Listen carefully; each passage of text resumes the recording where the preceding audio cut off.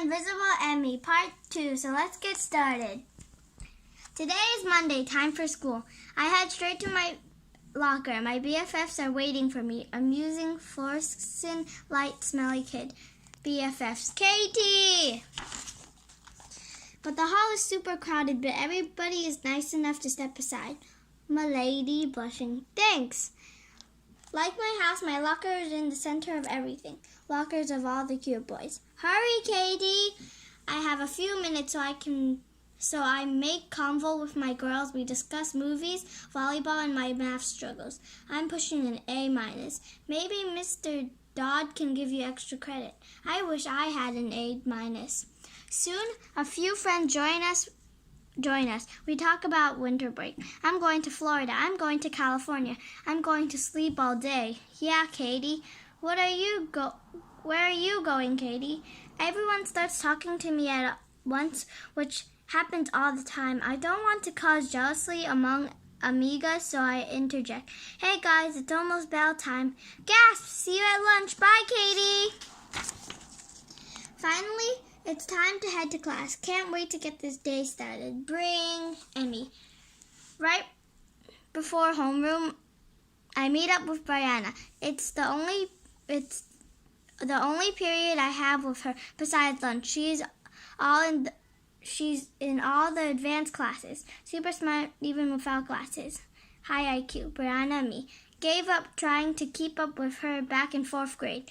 We walk and talk. This is my favorite time of the day. I actually feel normal. When we get to the homeroom, we split up.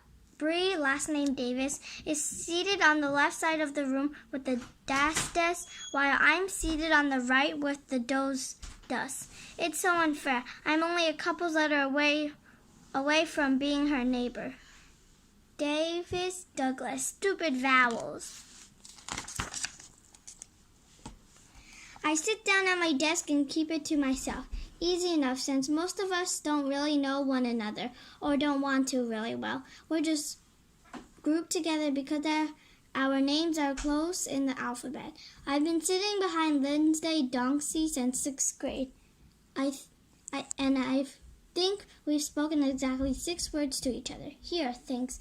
Ow, oops, achoo, bless ya. Also, she's been dousing herself in cinnamon ginger body spray all year and smells like eternal Christmas, so I've been too busy sneezing to say much. See above my memory balloon. Homeroom is where I get most of my homework done. A fact I keep from my parents. Easy enough. They got tired of helping my brother and sister with homework all those years ago, so by the time it was my turn, they encouraged me to be an independent thinker. Therefore, I independently think I will do 1/3 of my homework at night and finish 2/3 in homeroom. This works about 3/4 of the time, as long as my dad isn't running late. Dad, hurry! Me panicking over unfinished essay. Coming! It's nice you really like school. Anyway, here I sit, sandwiched between Lindsay Donksy and Kyle Duncan, 2 popular people who talk over me as if I'm not there. Can you grab the tissues? Me, Lindsay. Got him. I stopped working on English mainly to avoid math, my worst subject. I wish Bree sat next to me so she can help me. As if she read my mind, I got get a text from her. Glad I remembered to put my phone on vibrate. We're not supposed to have phones in class, but everyone does anyway. Once in a while, teachers allow them for in-class assignments. Well, not my phone because it's like 3,000 years old. Anyway, I noticed Bree's text and sneak peek behind my English binder. You going to talk to him today? I respond sarcastically. Yeah, right. Clicky. The he's she's referring to is, well, I'll get that till later. Since we're still on the subject of my BFF, maybe now's a good time to tell you more about Brianna. Besides her big brain, I mean. We've known each other since middle kindergarten. I say mid because her family moved from Atlanta in December of that year. Her dad took a new job, and Bree has been mad at him each and every winter since. I think we became friends because I was also nice, and she was always kind of bossy. It was a good match. Still has thin Georgia skin. Put Miss Wiggles in the high chair. Okay. Clean up, connect 4. Okay. Jump up and down and bark like a puppy. Yap, yap, yap. I told you Brianna is smart. That's not really a good description. Gifted is what teachers and parents say. She was always the smartest student in our elementary class. She aced the spelling bees and won all the science and math fair awards. Ho-hum, yawn. Even though she is super smart, she is fun to hang out with, aside from her bossiness. We like the same music, movies, and books. We both have wild imaginations and make up a lot of pretend games. She even likes helping me with math, which I'm hopeless at. Out into the other. Bree's parents got divorced right before 5th grade. I hate to admit it was a tough time for her, but a great time for me. She ended up having lots of sleepovers at my house. Hi, Bree's M's Fort. No boys. By the end of that year, Bree was happier and we were totally inseparable. Well, except for the time she went to robotics camp for 2 weeks. Otherwise, we were always together. Greetings from Camp Bobble. XOXO. But things changed when we got to middle school. We're still best friends, but she was put right into the gifted program, which left me alone. This was especially rough because Brianna managed to make new friends in her classes, discussing quantum physics of Brainiatrix 101 or something. Remember her?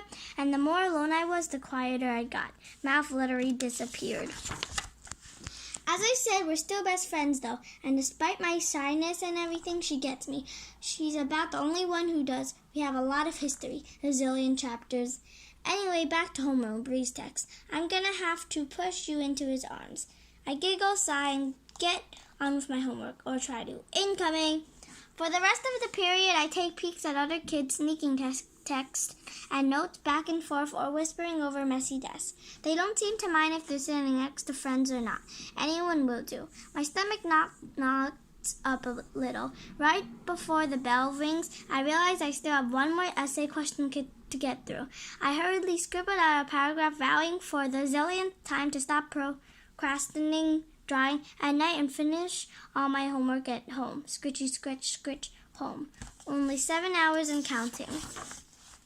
Homeroom. It's my fave class. Wait, is it technically a class? Chilling, studying, waft of Christmas body spray. Since I got all my homework done after volleyball, I can catch up on important news like the going rumor. So a certain 7th grade, someone likes you? Squeal, back to your seat, Miss Hillard. Achoo!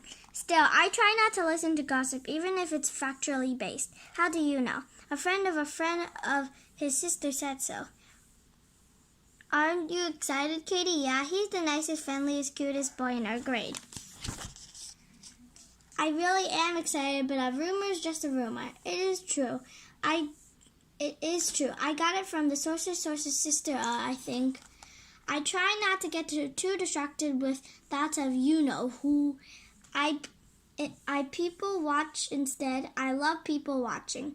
Wow, everyone sure has a lot of homework. Oh, dang, I forgot to study for French. Math. Sometimes I feel lucky I'm so organized. Yep, lots of time to relax. Scritch, scritch, scritch, text, text, text. Emmie, off to first period. Brianna and I separate. Later, sigh. I make my way down to the hallway labyrinth, keeping to myself. My parents always tell me to lift my head and walk tall. Head down, books hugged to chest, hard to science, hall to gym, hall to nowhere, wet paper towel, dead rat. That makes me wonder if they ever went to middle school. If they did, they understand that it's sometimes dangerous to lift your head. Something gross could fly on at it. I have to make a detour to use the girls' restroom. There's a line out the door. 20 girls at mirror putting on forbidden makeup. For a minute, I think about skipping it, but I don't think I can make it through the next period.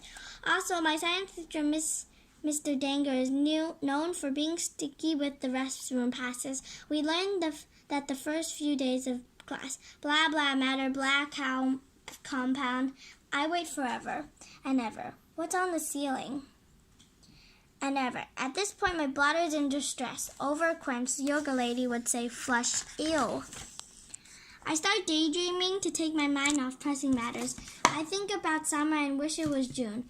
or winter break already, or any time I don't have to be with crowds of people at my age. I think about a family trip we took to Niagara Falls when I was 6 and my siblings were still living at home. That was when I still talked a lot. In fact, my brother had taken out his phone and recorded me going on for 45 minutes during the car ride. I talked non-stop about a play date with Brian, and my family jokingly says they keep the record for evidence. And then we chased her doggy loaf around a tree, and then we ate ice cream, and then yikes. It's really not that funny. And anyways, thinking about Niagara Falls isn't helping my current situation. Instead, I started thinking about another trip to my parents I took. It was to Chicago last spring. It was one of and only time they both decided to take a vacation from work.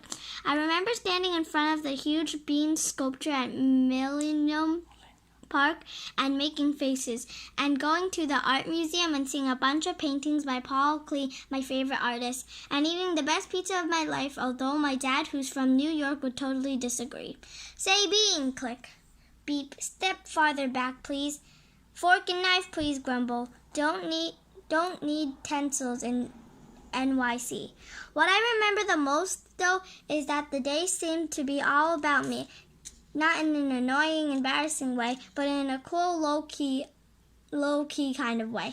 Everything was so relaxed. My parents were relaxed, not distracted or hammering me with questions. I was relaxed, and I got to choose where to go and what to do. So unlike middle school, my daydream is interrupted by a loud flush.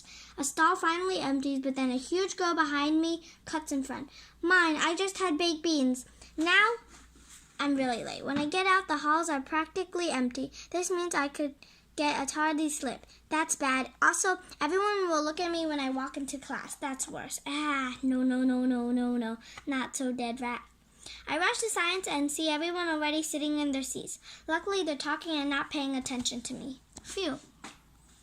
The teacher isn't here yet. I sit down quietly and wish for the 100th time I had a seat in the back. I also wish I had someone to talk to, like Bree, jabber, jabber.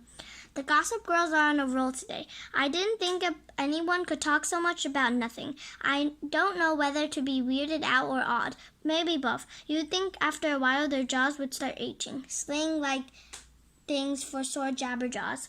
Everyone has someone to talk to except me. I start getting that squeezy feeling in my stomach again. I take my 10 breaths, but it's not working this time. Maybe my spine is induced. I go to plan B, inching my face as close to my homework notebook as possible. I start doodling. Scritch, scratch, scribble. I wait and draw. Scritch, scratch, scratch, scribble, scritch. The more I draw, the more my stomach unknots. Scribble, scribble, scribble. I wish I could draw all day. So I'm going to stop here. I hope you enjoy my video. Bye!